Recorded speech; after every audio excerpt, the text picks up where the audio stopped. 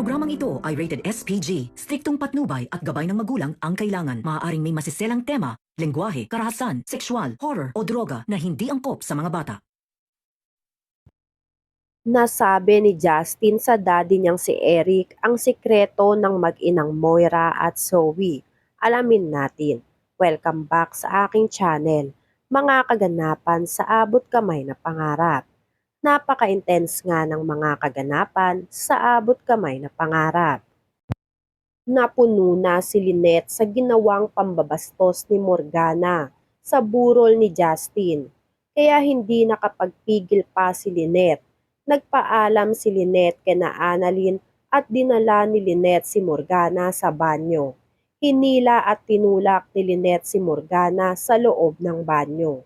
Galit na galit si Lynette sa pambabastos ni Morgana. Hindi naman nakapalag si Morgana sa ginawa ni Lynette sa kanya. Pinagsabihan ni Lynette si Morgana na hindi pa pinalampas ni Morgana pati ang burol ni Justin.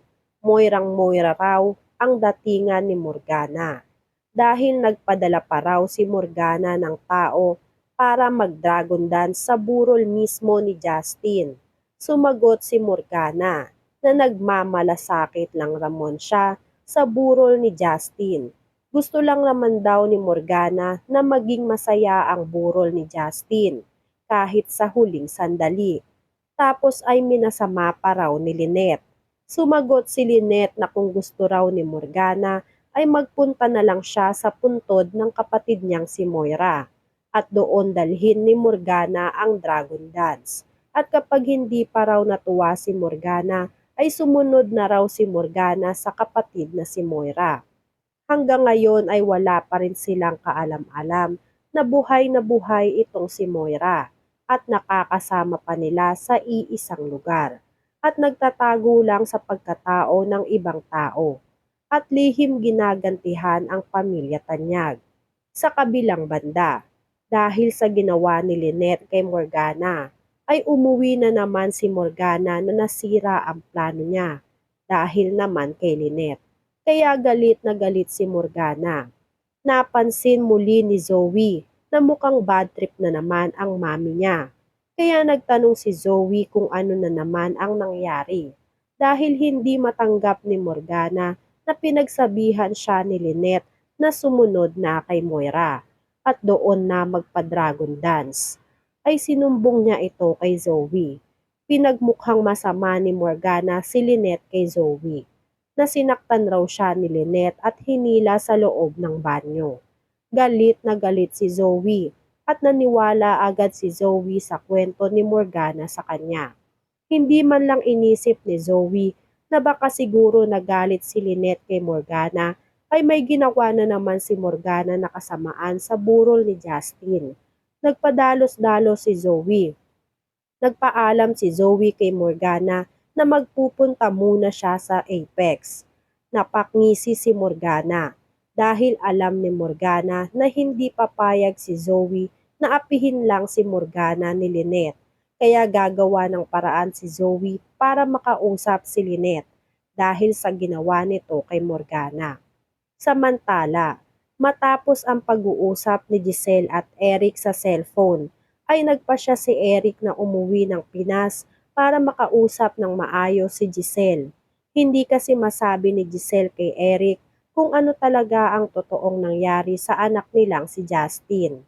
Nagpahinga muna si Giselle dahil tumaas ang blood pressure niya pagtapos ng pag-uusap nila ni Eric. At dahil kailangang alamin ni Eric kung ano ang nangyari sa anak niyang si Justin, ay agad-agad siyang umuwi sa Pinas. Nakarating si Eric sa Pinas. Tumiretso si Eric sa lugar kung saan sinabi ni Giselle. Hindi napigilan maging emosyonal ni Giselle sa pagdating nitong si Eric. Agad-agad nagtanong si Eric kung ano ang nangyari sa anak nila. Ikwinento ni Giselle kay Eric kung ano ang nangyari. Na aksidente raw si Justin kasama si RJ. Dahil nung gabi raw na yon ay may sasabihin at aaminin raw sana si Justin sa kanila tungkol sa pamilya Tanyag. At mas binili ni Justin na sabihin sa kanila ng personal Ang kaso nga ay hindi na umabot pa ng buhay si Justin sa ospital at hindi na kinaya ni Justin. Nagimbal si Eric. Sinisi ni Eric ang sarili niya sa pagkawala ni Justin. Kung hindi raw dahil kay Eric ay hindi mangyayari kay Justin ang mga bagay na yon. Kaya hindi raw mapapatawad ni Eric ang sarili niya sa nangyari kay Justin. Nanghingi na rin ng tawad si Eric kay Giselle dahil sa ginawa nila kay Giselle at sa Apex na pagnanakaw ng fans. Ginawa lang raman daw nila Eric yon para gantihan si Giselle. Ngayon raw tuloy ay nadamay pa si Justin sa ginawa niya.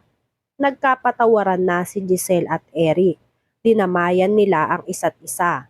Sabay na nagpunta si Eric at si Giselle sa burol ni Justin.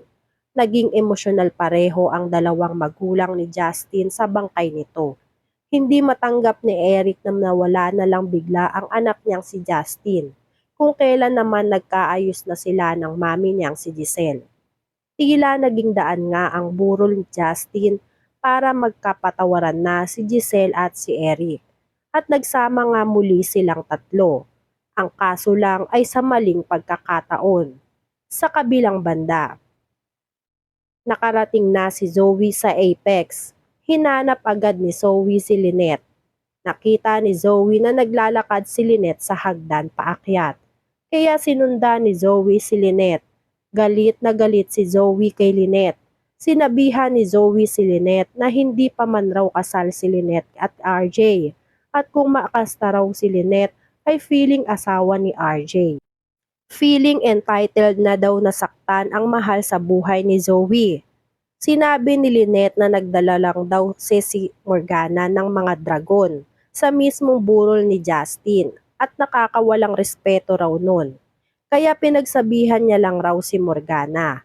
Pero sarado na ang utak ni Zoe. Sinabi ni Zoe na nanay lang naman daw ni Annalyn si Lynette at wala siyang karapatan na saktan ang pamilya ni Zoe. Hindi na sumagot si Lynette kay Zoe. Ayaw nang palakihin sana ni Lynette kung ano man ang pinag-awayan nila ni Zoe. Pero biglang dumating si RJ. Narinig ni RJ ang huling sinabi ni Zoe. Pinigil ni RJ si Zoe na pagsalitaan si Lynette ng masasakit na salita. Pero dire-diretso pa rin si Zoe. Pinagsabihan ni Zoe si Lynette na isa kang kabit, isa kang disgrasyadang babae. At hindi na mababago pa yun. Napalunok na lang si Lynette. Kaya hinawakan na ni RJ si Zoe para pigilan. Nagwika si RJ na enough. Huwag kang magsalita ng ganyan. Dahil hindi ka isang tanyag.